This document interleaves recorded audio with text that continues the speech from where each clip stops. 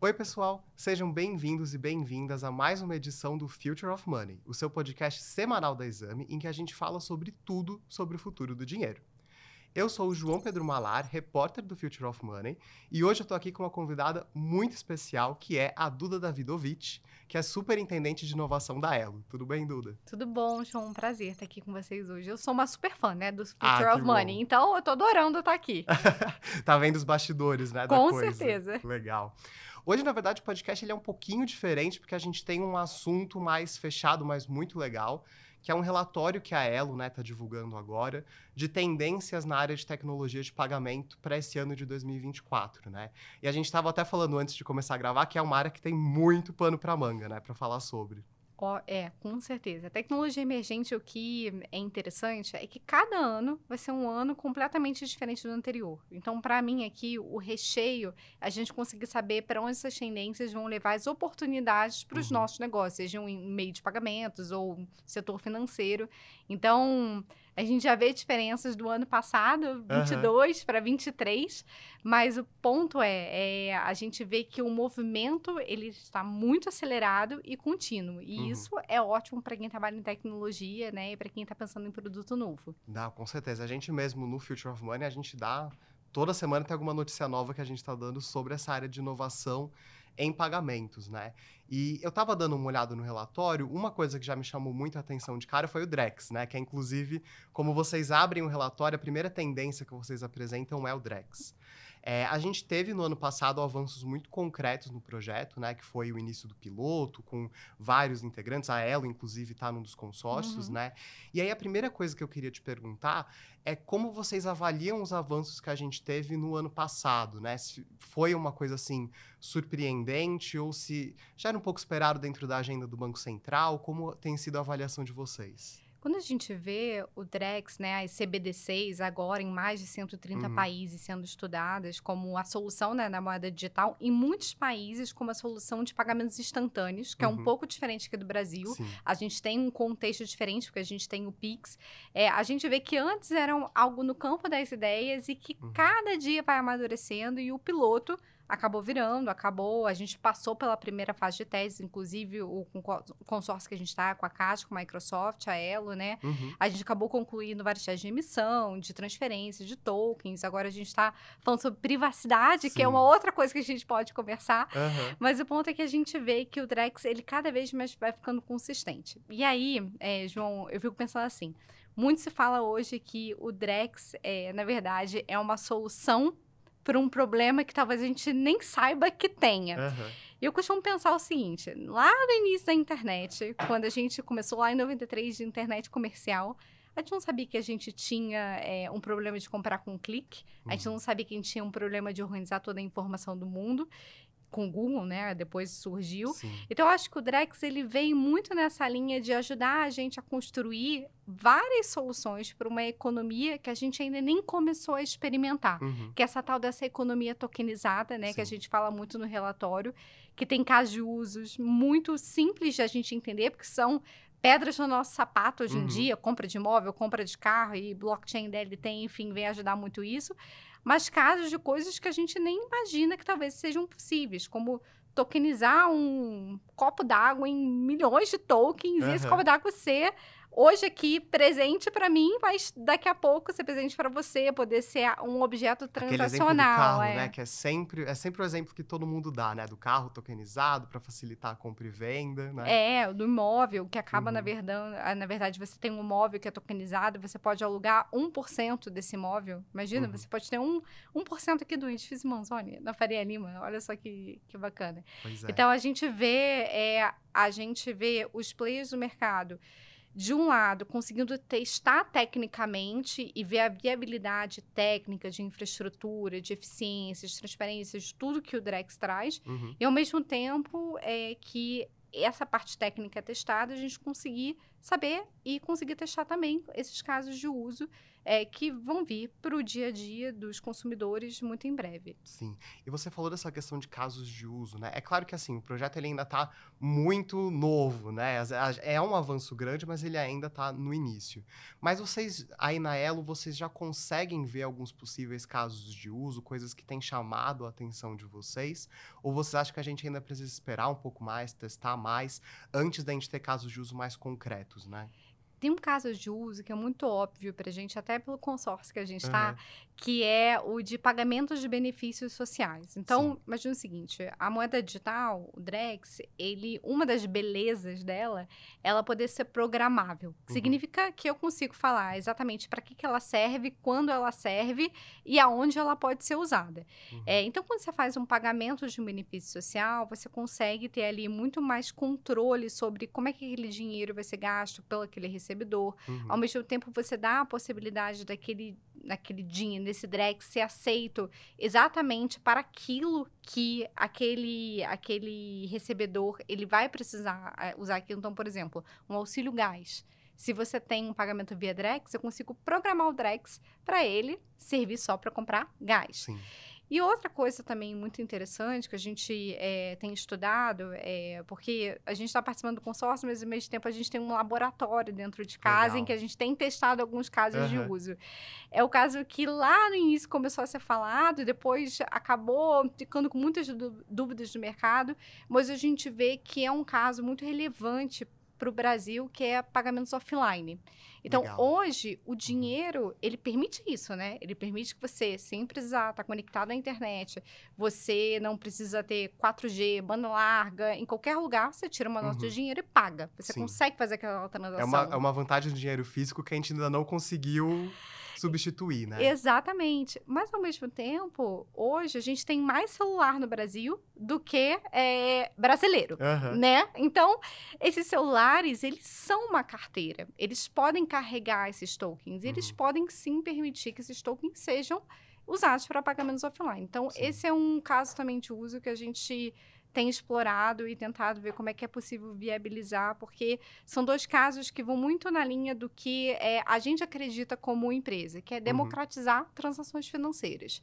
Então, a gente consegue perpetuar nosso objetivo de empresa além da bandeira com esses dois casos. Legal. E uma coisa também que tem no relatório que eu achei legal de ver é que vocês falam que a gente tem um otimismo hoje em relação ao Drex, mas é importante também ter uma certa cautela, né? Porque o Banco Central ele tem sido muito bem sucedido na agenda de inovação dele, mas não é algo fácil, né? É uma tecnologia nova, pouco explorada, principalmente explorada por entes públicos, né? Por grandes empresas. E a gente pode ter alguns atrasos, por exemplo, no calendário, como a gente chegou a ter ano passado um adiamento, né, de alguns meses no fim da fase do piloto, né, que foi adiado de março para maio. Na opinião de vocês, quais são os principais desafios que a gente pode ter no piloto que talvez, não vou dizer joguem um banho de água fria, mas talvez reduzam um pouquinho o otimismo, né, do mercado, traga um pouco mais de realismo ali para a coisa? Tem um grande desafio hoje que não está resolvido, que é o desafio da Uhum. privacidade. E aí, deixa eu talvez tentar explicar isso a partir de um trilema, né? Quando a gente fala do Drex, a gente fala de uma moeda digital rodando em DLT. Uhum. E a gente pressupõe que existe a descentralização. Então, ou Sim. seja, eu tenho vários players do mercado que estão participando para que essa transação seja validada, seja rastreável, seja viabilizada. Uhum. O que acontece é que se eu descentralizo, eu tenho essa informação pública, né? Dentro da blockchain, para que todo mundo possa ver. Só que Uhum. aí a gente tem coisas que a gente precisa pensar. E a lei de sigilo bancário? Sim. E LGPD? Como é que elas ficam? E se eu não quero que o meu banco passe a informação para o outro banco? Uhum. Então, tem a questão da privacidade. Se Sim. você ataca a privacidade, qual é o grande problema? Você prejudica a programabilidade, que o caso de uso do pagamentos de benefícios sociais que eu Aham. acabei de falar. Então, aí você tira a beleza do que é um token, Sim. né? O que você pode realmente programar com Perdeu um aquilo. dos sentidos de você ter, né, a coisa. Exatamente. Então, esse eu acho que é o grande desafio. O Banco Central já falou que ele não vai desenvolver a solução, então Uhum. existe hoje um teste sendo feito com 3 empresas. A primeira delas na verdade, primeiro não sei se posso chamar de protocolo Anonymous ITER, Uhum. para a gente entender como é que a gente vai conseguir superar essa questão da privacidade, Uhum. mas o ponto é que, ao mesmo tempo, eu vejo que tem uma grande oportunidade para o mercado. Por quê? Porque, ao mesmo tempo, você tem a sua identidade, eu tenho minha identidade e a gente tem os nossos dados, que hoje a gente tem eles espalhados, Sim. e esse é um dos grandes defeitos da privacidade, né, do que a gente está falando. Uhum. E eu acho que tem identidade digital, descentralizada, um produto, uma vertente que o mercado poderia explorar mais para que você, usuário, dono dos seus dados, possa ser o detentor de fato desses dados Uhum. e você para de se preocupar, na verdade, em compartilhar eles com todo mundo. Você só compartilha um pedacinho de informação que você quer compartilhar para completar aquela transação ou para completar aquele cadastro, assim por diante.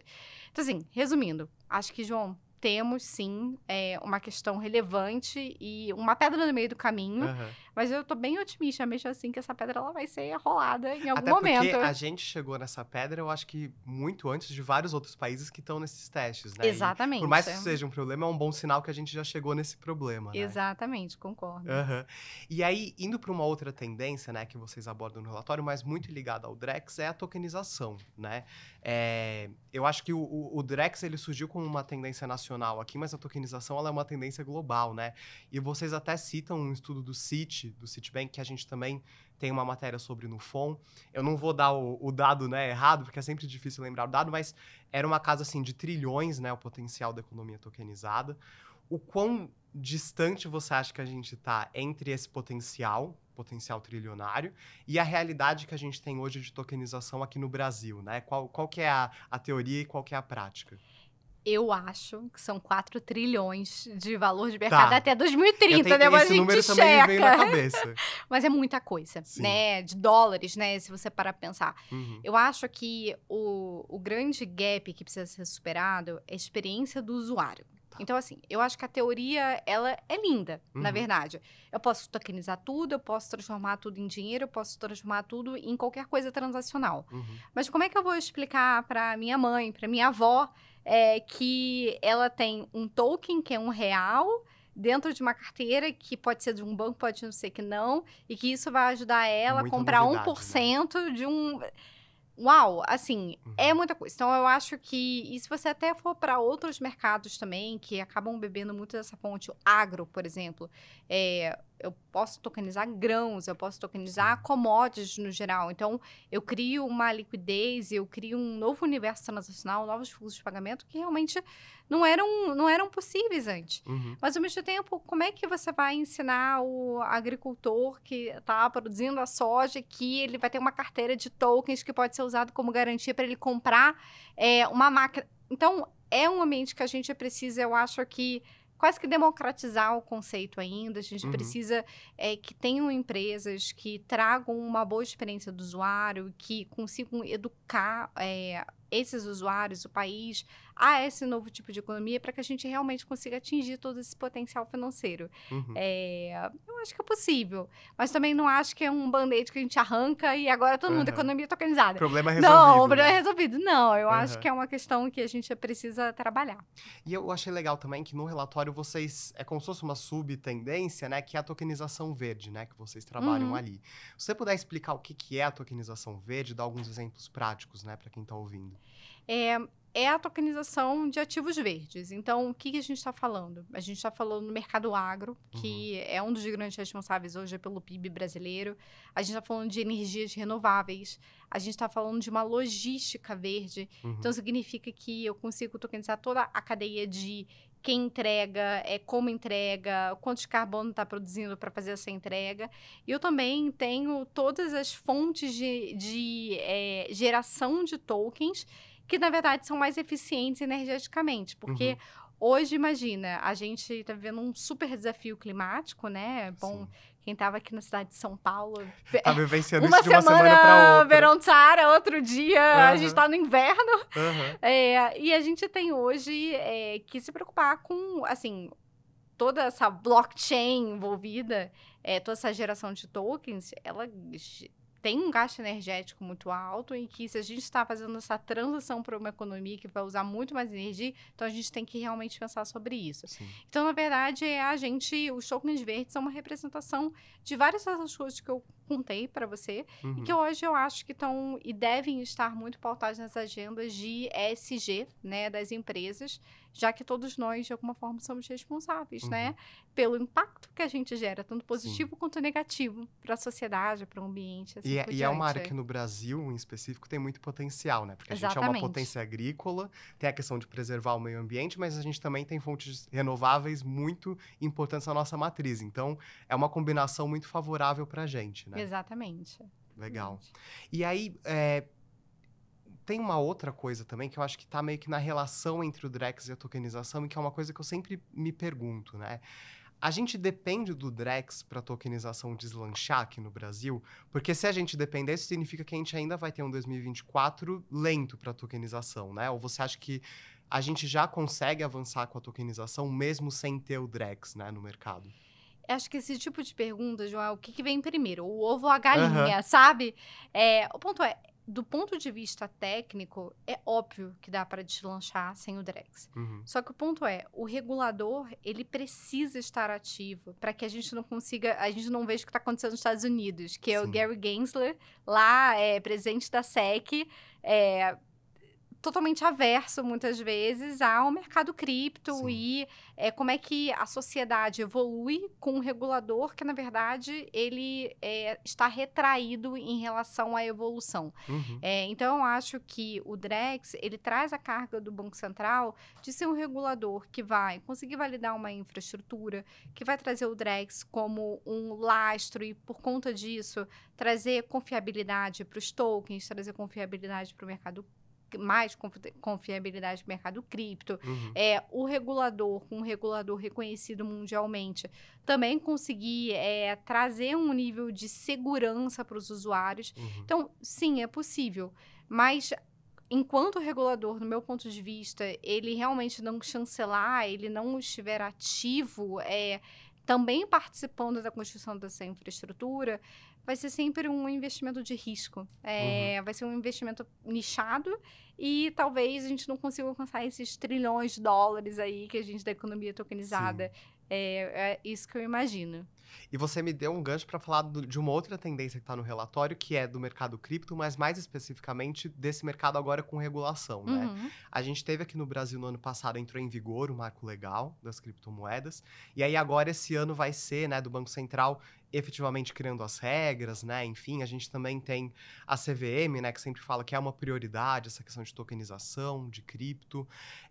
Acho que a minha primeira pergunta sobre esse tema é o quão benéfico, né, o quanto ajuda para o setor de cripto aqui no Brasil ter agora essa regulação, né, e a regulação que vai ser feita pelo BC. Eu acho que uma das grandes questões de cripto para mim é um fantasma que ronda muitas vezes, que é a impressão de que em alguns momentos, sem o regulador, pode ser algo que é difícil para o usuário entender ou que ele acaba caindo em situações que Uhum. sejam situações que deixam ele vulnerável. Uhum.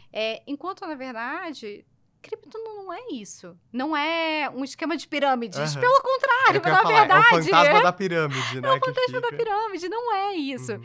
Então, eu acho o seguinte, quando a gente traz a regulação, e eu acho que a gente agora vai ter 2 consultas públicas, né, do Banco Central, que foi a Uhum. autarquia determinada a cuidar do segmento, CVM também super presente, a gente tem também um regulador ouvindo o mercado e entendendo o que, na verdade, ele precisa saber, o que ele precisa agir e pontuar ali. Eu Uhum. acho que é importante para o segmento, porque bota um nível de responsabilização das empresas, né, que fazem gestão de cripto, parecido com um dos bancos. E no Uhum. final, isso é ruim. Para o consumidor, não é, porque ele está está garantido ali que ele tem os direitos dele preservados. Sim. Então, acho que tem um ponto. O ponto é, a gente não pode diminuir o ritmo da evolução, Aham. né? O ritmo, ele não pode ficar mais lento por conta disso. Então, a cautela e a agilidade, elas precisam sempre, de alguma forma, se equilibrar para que a Uhum. gente não tenha um retrocesso ao invés, né, de superar esses desafios e ir para frente. Sim. O ponto é que eu acho que, com a chegada do Drex, tende a acelerar que o universo de cripto, talvez ele se torne mais user-friendly para as pessoas. E eu acho que, Uhum. para mim, esse é o grande desafio de cripto. A gente vê no mercado, quando começou a surgir, o tema ficar um pouco mais quente aqui no Brasil. Sabe uma coisa interessante? Hoje, o brasileiro, 73% dos brasileiros investem na poupança. Uhum. Só que 34% investem em cripto. A gente está falando de 4 milhões de investidores brasileiros em É cripto. muita coisa, né? Não Muita é coisa. pouca coisa. O brasileiro é um aventureiro. Aham. Ele foi aderir o Pix, O né? interesse existe, né? O interesse, ele existe. Mas, ao mesmo tempo, a gente vê que a gente tinha muitas carteiras lá no início oferecendo a compra de cripto, a retenção Uhum. dessa cripto dentro das carteiras, e poucas delas, não quase nenhuma, oferecendo a venda das criptos. Então, você tem uma experiência mais simplificada já para o usuário, Sim. mas que chega até um determinado estágio.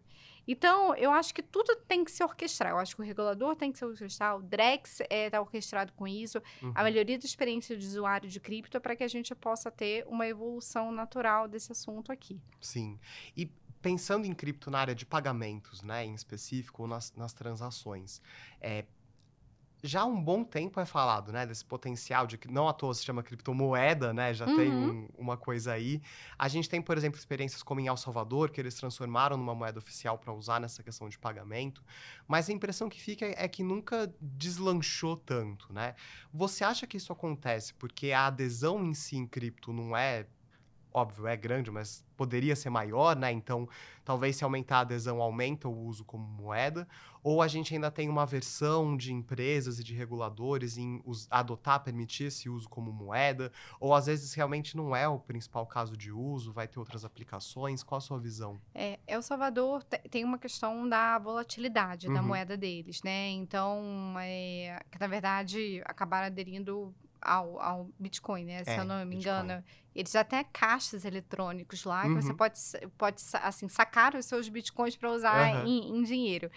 Eu acho que a gente tem uma economia diferente, né? Uma economia bem mais estável. Sim, sim. Ainda bem.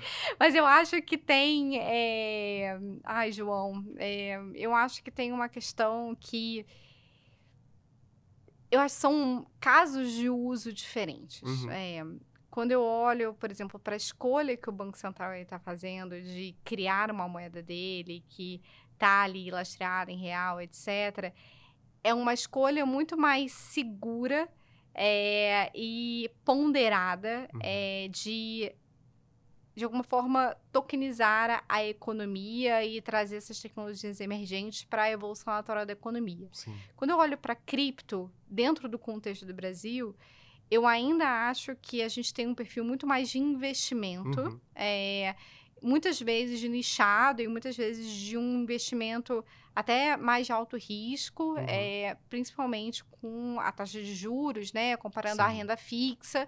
Então, eu acho que a gente talvez tenha um cenário aqui no Brasil muito diferente de El Salvador Uhum. e um regulador também talvez tenha uma cabeça bem diferente de El Aham. Salvador. Então, não sei se eu te respondi, mas eu acho que a gente Não, tem um total. cenário E diferente. a gente chegou também a dar uma notícia, acho que faz uns 3, 4 meses, que foi de um relatório que o Banco Central divulgou, e eles tinham um trecho que eles falaram exatamente isso, né? Que o objetivo, um dos objetivos do Drex, no fim das contas, era cumprir um papel que hoje é cumprido pelas stablecoins, né? Que são aquelas criptomoedas que estão pareadas a uma outra moeda fiduciária.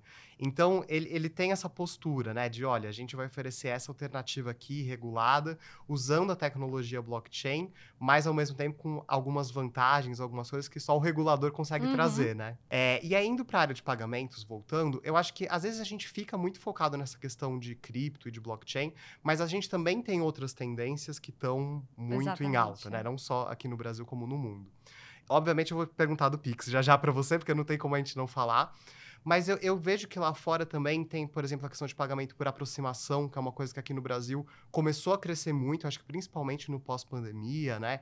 Quais são essas outras tendências que vocês estão monitorando, que talvez não estejam tão hypadas quanto o blockchain, Drex e tudo mais, mas que também tem crescido bastante, né? A gente tem visto que tem uma tendência que a gente chama de novas plataformas de pagamento. Tá. Então, assim, o ponto de partida é o que o usuário, na verdade, ele escolhe para fazer a transação dele. Uhum. Então, a gente tem aqui pagamentos por aproximação, a gente tem as carteiras, com a evolução dos celulares, a gente tem as carteiras digitais, que você colocar, embarcar seu cartão dentro de uma carteira da Apple, do Google, da Samsung, crescendo e, por conta disso, também ajudando os pagamentos por aproximação de transações a aumentarem. Uhum. A gente tem pagamentos por QR Code. Então, a gente tem novas modalidades. Mas, ao mesmo tempo, a gente tem que pensar o seguinte. Hoje, o brasileiro compra mais online do que offline. Uhum. E a pandemia ajudou isso, né? Então, eu tenho um consumidor que ele começa a ficar muito mais refinado. E porque ele começa a ficar muito mais refinado, tem outras coisas que a gente consegue trazer em termos de tecnologia emergente. Por exemplo, inteligência artificial para combate à fraude. Hoje, a gente teve, nos 2 últimos anos, 100 bilhões de tentativas de ataque cibernético. 100 bilhões. Não é pouca coisa. Não é pouca coisa, gente. Dá até ficar meio zonzo. Só no ano passado a gente teve 43 milhões de prejuízo em falsos positivos, que é o quê? Eu acho que é uma fraude, mas na verdade não é uma fraude. E aí, quando você pega um brasileiro que ele está transacionando em ambientes diferentes, com formas de pagamentos diferentes, quando a gente traz inteligência artificial para combater, por exemplo, os falsos positivos, o que eu estou falando?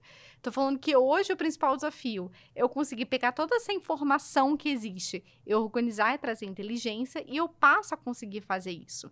Então, isso é algo super importante para melhorar a experiência de consumo de pagamento de um usuário. Ao mesmo tempo, a gente também tem que tomar cuidado, né? Porque a inteligência artificial cria deepfake, cria vozes que não são nossas. Tem os dois lados da moeda. Tanto que eu acho que a gente tem hoje uma grande evolução do mercado até de bancos, falando na rede nacional, na televisão, de, nossa, cuidado com as fraudes. Então, ao mesmo tempo, outra coisa que a inteligência artificial acho que traz muito e ajuda muito é a hiperpersonalização.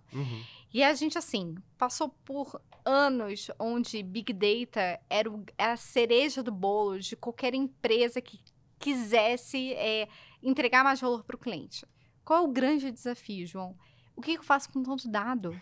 Eu gero dado e como é que eu trago inteligência para isso? Porque eu preciso clusterizar, eu preciso entender para que você, João, eu vou usar aquele dado para você, João, conseguir receber a melhor experiência mais personalizada possível. Então, quando eu vejo inteligência artificial, eu vejo essa possibilidade muito grande. Então, assim, a gente traz aqui, por exemplo, IA, para que a gente consiga trazer, junto com pagamentos, junto com o transacional, uma experiência que seja mais fluida, uma experiência que seja melhor, mais personalizada e mais segura para os clientes. Então, essa é um pouco do hype do IA, né? Que a gente vê no nosso mercado tendo essa evolução. E você acha que hoje em dia, agora para 2024, é uma coisa que a gente já consegue fazer? Ou a tecnologia ainda precisa melhorar mais, avançar mais? Ou realmente a gente já consegue trabalhar com esses casos de uso, né? Não, já consegue. Já consegue. Já consegue. A gente tem feito alguns estudos dentro de casa, junto com parceiros, emissores nossos, e a gente tem visto resultados, assim, realmente diferenciados. Legal. Então, hoje, eu acho que não é só ChatGPT, não é só Bard, né? Sim. Eu acho que tem todo a gente adora essa palavra no mercado de pagamentos, arcabouço da inteligência artificial, que promete fazer muita diferença. Mas da mesma forma com que a gente viu a chegada do Open Banking, e que o mercado acabou, né, ficando ali olhando como é que a gente faz isso, o que come, como faz, eu acho que a inteligência artificial é exatamente o mesmo momento que a gente está.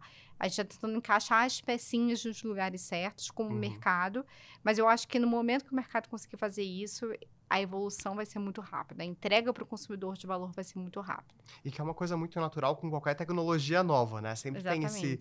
Às vezes parece que todas as empresas estão falando e para de falar e de repente volta, mas não é que parou de falar, né? É que tá fazendo muito estudo, teste por trás para depois conseguir trazer alguma novidade para o público, né? Exatamente. Legal. E você acha que 2024, então, vai ser esse período em que talvez a gente não se fale tanto, mas por trás está se fazendo muita coisa com aquela tecnologia. Tem muito. Até um outro exemplo de inteligência artificial que a gente tem visto é a concessão de crédito. É, olha só, quantas coisinhas tocam na nossa vida, né, Uhum. de consumidores. Mas imagina que hoje a gente tem um super desafio de concessão de crédito, porque hoje você, por exemplo, é um MEI, você recebe em vários dias diferentes do Sim. mês, em várias carteiras digitais diferentes, em bancos diferentes. Como é que um banco vai conseguir olhar o limite certo de cartão se você não tem toda a sua vida financeira dentro daquele banco? Uhum. Com inteligência artificial, você consegue aproveitar melhor os dados. Uma vez com os dados que você recebe, por exemplo, via Open Banking, Sim. você consegue entregar ali um melhor score de crédito para aquela pessoa e, por consequência, um limite de cartão melhor, um limite de empréstimo mais adequado. Você consegue diminuir o risco dos maus pagadores, Uhum. aumentar, né, a oportunidade de você conceder crédito para os bons pagadores. Então, eu acho que são tantas engrenagens por trás, mas eu acho que o que move tudo hoje o desafio para mim no mercado existe uma grande quantidade de dados. Eu acho que essa é a grande, nossa, eu vou falar doença, eu falei, gente, é uma coisa horrível, não, é o grande desafio que a gente Aham. tem. E eu acho que a inteligência artificial vem para conseguir passar um pouco de graxa nessas engrenagens que precisam gerar um pouquinho melhor para entregar Legal. valor para o cliente. Legal. E aí, acho que além uma coisa que eu penso muito é que, por exemplo, se em 2022, no começo de 2022, falassem que, olha, daqui a um ano a gente só vai estar falando de IA generativa e ChatGPT, ninguém ia dar muita bola, né, pra você. Tem alguma tendência hoje de pagamentos que você acha que tá meio que nesse papel, que não tá se falando tanto, mas que pode explodir já já e a gente só vai estar falando disso? Como que tá essa questão? Olha, eu tenho uma hipótese que de microserviços em pagamento em serviços financeiros são algo que a gente, em alguns anos atrás, falou de Banking as a Sim. Service, mas eu acho que a gente tem quase como uma economia tokenizada as a service, onde a gente é tão difícil a ver a olho nu que a gente dificilmente percebe hoje que talvez eu acho que se torne uma grande tendência. Legal. Eu acho que é um esforço muito grande hoje para uma empresa, para um banco, para uma empresa de pagamentos, ela conseguir construir tudo sozinha. Uhum. E eu acho que, ao mesmo tempo, a gente tem startups surgindo no mercado. A gente, por exemplo, só no ano passado acelerou 8, participa do programa da Fenasbac de aceleração. A gente, vou rasgar um pouco de cedo aqui para ela, foi Claro, fica à eleita uma das vontade. 100 a top 10 empresas de serviços financeiros Legal. do Open Startups. Então, eu acredito muito nessa tese, em que existe no mercado uma pluralidade tão grande de serviços, de produtos, de empreendedores, que, na verdade, o que vai acontecer é que a gente vai ter essas empresas de produtos como microserviços, como Uhum. pecinhas que você vai plugar para que você consiga habilitar um serviço, habilitar uma hiperpersonalização, habilitar um produto novo para o seu cliente, sem necessariamente você ser o dono dessa tecnologia. Uhum. Quando a gente olha para o mercado de tokenização, a economia tokenizada, eu acho que se torna mais poderoso, porque é um assunto com tanta escassez de conhecimento ainda, com tanta escassez de pessoas boas, né, e de empresas fazendo isso acontecer, que eu Sim. acho que a gente só consegue escalar isso se a gente conseguir fazer com que isso se torne um ecossistema. Uhum. Então, talvez, nesse momento, as iniciativas sejam pulverizadas, mas eu acho que as empresas, e a gente está apostando nessa tese, Aham. que acertarem vão criar suas plataformas, seus ecossistemas de microserviços e vão empoderar o mercado para conseguir entregar não só a economia tokenizada, mas cripto e, enfim, o que vier pela frente. Legal. Ao mesmo tempo, hoje, na visão de vocês, qual é a principal ou as principais dificuldades que as empresas estão sofrendo na hora de incorporar essas novas tecnologias, né, de pagamento? Aonde que são as principais dores, né, dessas empresas hoje? Eu acho que hoje, você fala da economia tokenizada. Acho que em tendências geral mesmo de Aham. pagamento. Eu acho que como é que você equilibra o core da sua empresa? Eficiência, você conseguir fazer dinheiro naquele mês, né? Você conseguir fechar o seu ano Uhum. com inovação. Eu acho que essa é a grande dificuldade. Esse equilíbrio, que essa ambidestria corporativa, ela é determinante para o sucesso de uma empresa, do meu ponto Uhum, de vista, mas ao mesmo tempo ela é uma equação difícil de você colocar de pé. Por quê? O seu time core dificilmente vai conseguir ser a pessoa que vai olhar a pesquisa, olhar a tendência, olhar o que vai acontecer daqui a 10, 20, 5 anos que seja. sim. E ao mesmo tempo, se você não tiver o foco de olhar para esse futuro, ele já passou. Aí não adianta nada. Uhum, O que a gente tem tentado fazer lá, a gente tem um laboratório de inovação que a gente chama de jet skis. E a gente fala que legal. as grandes corporações são grandes navios, que elas Aham. precisam virar, mudar de rota, eles são um pouco É no lentas, tempo assim, dela, né? no tempo delas. Mas você tem vários jet skis, são barquinhos pequenos, tem pouca gasolina, vem uma onda, vira, sabe? Você Uhum, consegue desvirar rápido, você consegue mudar de rota, e isso é importante. Você testar, você ter essa cultura de experimentar o futuro, ela é determinante e ela é um grande desafio para as empresas hoje, para que elas legal. possam dar um próximo passo para conseguir aproveitar todas as novas plataformas de pagamento, todas as novas tecnologias. Uhum. E tem algum desafio que você acha que é meio específico do Brasil ou uma dor maior, né, aqui no Brasil em relação a outros mercados? Ou em geral as dificuldades que a gente tem são muito semelhantes ao que a gente tem lá fora? Eu acho que são semelhantes e eu acho que um grande desafio é como é que você convive com um sistema legado, Uhum, né? Um arcabouço de coisas que existem há 50, 60, 70 anos, uhum, com tudo que está chegando. Como é que você pluga? Você não pode destruir, porque senão você para o Brasil, sim. mas ao mesmo tempo você precisa de espaço para conseguir plugar esses plugins novos para conseguir fazer a coisa acontecer. Então, eu acho que esse é um grande desafio, Uhum, principalmente para empresas, bancos, etc., que são maiores. Como é que você faz esses dois mundos conviverem? Eu acho que todo mundo está tentando achar um pouco dessa resposta agora. Todo mundo está aham, tentando achar um pouco desse equilíbrio do velho mundo. Todo mundo tá tentando achar um pouco desse equilíbrio do velho mundo e do novo mundo. Eu acho que vai ser um desafio ainda difícil de se resolver, mas estão sendo feitos investimentos e eu acho que o que o mercado já sentiu é aham. que não dá para ficar Não dá pra aqui ficar nesse esperando, né? arcabouço de coisas Aham. antigas, sabe? E ao mesmo tempo, eu acho que a gente tem um exemplo muito positivo desse equilíbrio que deu certo, que é o próprio Pix, né? A gente conseguiu. O Pix ele foi muito bem integrado, né, pelos grandes bancos, pelas empresas de qualquer tamanho, enfim, e ele estourou, né? O que que você acha que a gente pode esperar do Pix para esse ano? Você acha que a gente vai ter alguma novidade? Precisa de alguma novidade, né? Como que tá essa questão também? A gente tem uma agenda, né, de Pix agendado, enfim, tem a agenda evolutiva do Banco Central em relação ao Pix. Uhum, Ao mesmo tempo, a gente acabou, via o Pix, democratizando, né, pagamentos e bancarizando uma parte da população que estava desbancarizada. Então, acho que tudo culminou um pouquinho. O pagamento do auxílio emergencial ali na pandemia acabou fazendo um trabalho de bancarização das pessoas. Ao mesmo tempo, o Pix continua essa agenda evolutiva. uhum, Então, acho que a gente tem agora uma evolução desse cenário de um brasileiro que ele está muito mais apto a usar serviços financeiros e o que não só o Pix como produto ele vai trazer como agenda, mas o que, que o Pix vai conseguir ajudar a alavancar essas próximas agendas de serviços financeiros e de transacional desses clientes. Então, uhum, o que eu espero para esse ano como evolução é exatamente isso. É um brasileiro que ele está mais ativo usando as plataformas de serviços financeiros e por isso ele consegue pegar mais crédito, ele consegue realizar pagamentos via Pix ou mais de outras formas também, e ele consegue acessar produtos e serviços que ele não conseguia acessar antes. Então, eu uhum. acho que a principal agenda para mim é essa, a evolução é essa. Legal. E ao mesmo tempo, quando a gente fala de futuros de meios de pagamentos, esse futuro sempre parece muito digitalizado, né? A coisa que está do tangível e passa a ser intangível. Mas a gente ainda tem alguns elementos da nossa cultura, né, de uso de meios de pagamentos que eles são muito materiais. Um, por exemplo, é o cartão de crédito, de débito, ainda muito usado. Na visão de vocês na Elo, a gente está caminhando para um fim do cartão, entre aspas, físico, mudar para outra coisa?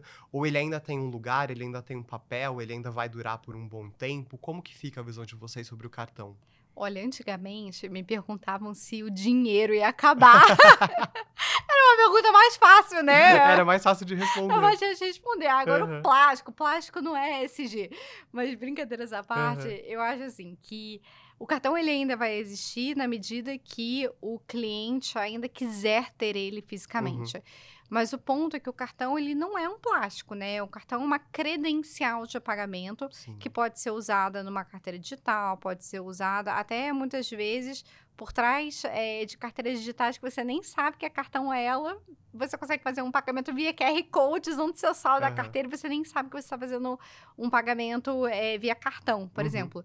Mas ele traz ali os trilhos que conectam os players do mercado e consegue validar essa transação que você tem um saldo e que você pode gastar esse saldo num estabelecimento comercial. uhum, Então, o cartão, ele vai continuar tendo essa essência, mas ele vai dar um próximo passo, que é acompanhar os meios transacionais que o cliente gostaria de usar. uhum, Então, o que hoje a gente vê como tendência de economia tokenizada, de drags, etc., é a nossa agenda evolutiva também como empresa, e imagino que seja a agenda de outras bandeiras também, de como é que você traz todo esse potencial e essa expertise que a gente tem de realizar transações de uma maneira que seja segura para o cliente, uhum, de uma maneira eficiente, para que ele possa fazer essa transação de qualquer forma.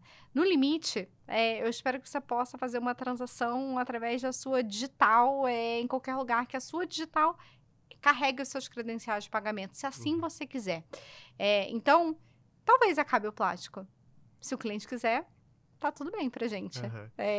E Essa é... você tocou num ponto que eu acho muito legal também de falar sobre, que é a questão da perspectiva do cliente, né? Porque não adianta a empresa oferecer 40 mil inovações se o cliente ainda quer ficar naquela coisa tradicional, né?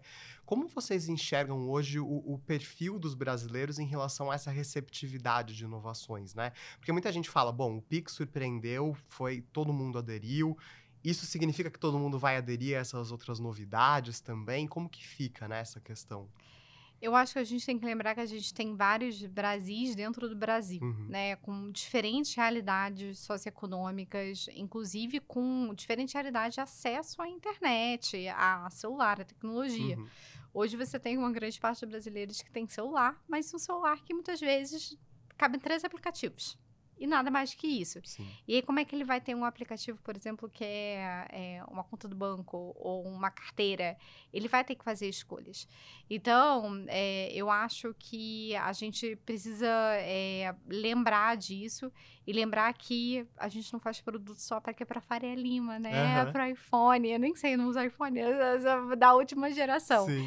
E que eu acho que isso vai fazer muita diferença na hora que a gente for pensar como é que a gente vai popularizar os nossos produtos. Porque no final do dia, a gente vai ter que talvez ter alguns produtos para diferentes níveis de digitalização desse brasileiro para poder acompanhar, para que ele possa acompanhar isso. Porque Uhum, senão, como é que a gente vai fazer? A gente vai excluir uma parte da população, sim. João? Não dá, né? Então, eu acho que essa é a essência, a gente conseguir olhar democratização. Eu acho que quando você tem um país com mais de 220 milhões de habitantes, eu acho que essa é uma das grandes belezas de você poder trabalhar com serviços financeiros aqui. É que você faz não um produto, você faz muitos produtos para Uhum, muitos brasileiros diferentes. legal. A gente está quase caminhando para o fim do podcast. Tem mais uma pergunta que eu queria te fazer. Quando houve a elaboração, né, desse relatório de tendências, teve alguma coisa ali que você viu, algum achado que te surpreendeu, que você não estava esperando que fosse aparecer, seja para esse ano ou como uma nova tendência, alguma coisa que você falou, putz, isso daqui não estava esperando, né? Olha, vai soar muito arrogante se a gente falar que não, na verdade, a gente tem um trabalho hoje dentro do Aham, meu time que a gente tem um radar ligado. E é um radar que ele funciona assim, 24/7. Ele lê a Exame Future of Money toda manhã. Bom saber, Muito bom bom, saber. entendeu? Pra ver o que tá acontecendo. Uhum. Mas ao mesmo tempo que ajuda a gente Tem uma futuróloga que eu gosto bastante, chama Amy Webb, que ela Legal. fala muito que para você não pode prever o futuro. Na verdade, você tem que entender os sinais. Uhum. E os sinais são sutilezas que acontecem no mercado, são uma notícia. É algo que, na verdade, não é estampado na sua cara que está acontecendo, mas é algo que você lê o sinal que está para acontecer. Então, a gente tem feito um esforço muito grande para conseguir ler esses sinais de mercado para a gente se preparar. Eu acho assim que se eu puder trazer uma surpresa para a gente dentro do relatório, brincadeiras à parte, a gente achou que inteligência artificial ia ficar muito hypado, muito rápido. Uhum. E que a gente ia ver um mercado usando muito ChatGPT, mas a gente ia conseguir ver poucos casos de uso reais que a gente pudesse, dentro desse nosso laboratório, pegar, sentir e botar os nossos devs lá e falar, isso aqui funciona. Isso foi algo que surpreendeu a gente de alguma forma. Conseguir ver que dá para usar com o que está disponível no mercado hoje, praticar e entregar de fato valor para o cliente, é algo para agora e não para daqui a uns anos. Então, isso eu acho que foi muito importante para a gente na confecção do relatório, é trazer esse grito de esperança, né? Que, sim, aprenda sobre inteligência artificial, porque é sim uma tendência, é sim algo que vai se concretizar, da mesma forma que cripto também foi, e que muitas vezes, alguns anos atrás, né, cripto também foi retrachado como hype, e olha só onde a gente está, né? O governo americano aprovando o ETF. O ETF. É isso. Então, isso é algo que surpreendeu a gente positivamente, mas faz parte dessa leitura de sinais que a gente já estava fazendo. E a gente tem tido um cenário de aceleração muito grande, né? Então, toda vez surge uma nova tecnologia, uma nova tendência, um novo caso de uso. E esse é o segundo ano, né, que vocês fazem esse relatório.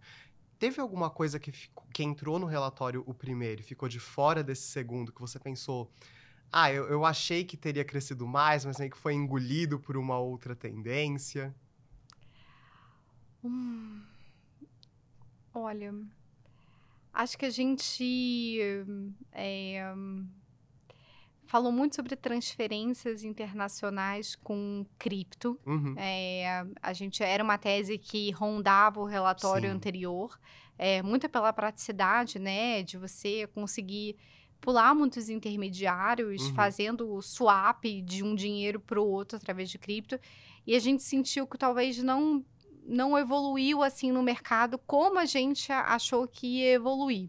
Esse foi um ponto que a gente ficou monitorando e ao mesmo tempo, outra coisa que a gente achou que desacelerou do relatório anterior para esse é que a gente viu uma explosão de carteiras digitais oferecendo cripto, e a gente achou que isso era um assunto que evolui muito rápido no mercado, com players de Crypto as a Service sendo habilitadores para essas carteiras, para que elas pudessem oferecer serviços para o cliente final. E no final do dia, a gente viu que o assunto também desacelerou. Então, como eu tinha comentado antes, sim, muitos investidores brasileiros, etc., muitas carteiras, mas ao mesmo tempo, a Web3, né, que a gente falou muito, acabou talvez não despontando quanto a gente imaginou que despontasse. E é inegável, né, assim, o metaverso. Por onde anda o metaverso? Por onde anda o metaverso? O metaverso é algo que eu não desisti dele. Eu acho que ele tá ali, em algum lugar, mas um pouco mais pra frente. E eu acho que essa é a postura de muitas grandes empresas, né? Não desistiu, mas ainda não é a hora, né? Exatamente. Eu gosto muito de um exemplo. O Google, gente, sei lá, uns 15 anos atrás, 10, lançou o Google Glass. Sim. Que eram óculos que tinha, pra quem não lembra, uma telinha. Era uma coisa, assim, super nerd. E, ao mesmo tempo, não vingou. Demorou 10 anos pra VR e AR, realidade virtual e realidade aumentada, começarem... Bom, o Meta mudou, né? O Facebook mudou o nome pra Meta por causa disso. Então, talvez a gente tenha também que esperar um pouco mais. Eu acho que tá ali, eu acho que tá numa evolução de um hardware, que é uma tecnologia que precisa ficar mais acessível, que com certeza vai ficar. Mas também é algo que a gente olhou no relatório anterior e a Uhum. gente achou que ia despontar, mas na verdade eu acho que acabou ficando um pouco mais estacionada. Você acha que hoje a gente teve algumas tecnologias que se mostraram mais prontas? Por exemplo, IA, né? Você acha que elas conseguiram mostrar que já estava mais fácil de criar casos de uso concretos e tudo mais? Mais práticas, Mais eu prático. diria. Uhum. Para casos de uso, assim, hoje eu acho que o que tá doendo mais? Eu acho que IA resolve mais rápido. Uhum. Eu acho que a inovação, ela muitas vezes é aquela discussão do problema para da solução lá no Aham. início, né, que a gente conversou. Eu acho que o metaverso, ele ainda vai resolver um grande problema nosso, mas a gente ainda, eu acho que talvez precise amadurecer um pouco desse problema. É uma excelente solução, uma solução linda do ponto de vista de tecnologia, mas eu acho que a gente vai chegar lá ainda. Legal. Bom, por hoje a gente está encerrando o podcast. Eu queria muito, muito, muito agradecer pela sua presença, Duda. Foi muito legal. Deu para falar de muita coisa sobre o relatório e sobre a visão da Elo, né, desse futuro de meio de pagamento. Então, muito obrigado mesmo, viu, por ter topado o convite. Eu que agradeço, João, foi um prazer, super divertido o papo. Ah, Muito que bom. obrigada pelo convite de novo. A gente que agradece. E bom, se você quiser continuar acompanhando tudo que está acontecendo sobre o futuro do dinheiro, sobre o futuro do metaverso, será que vai ter, se não vai ter, continua acompanhando aqui o nosso podcast do Future of Money e até a semana que vem. Até mais!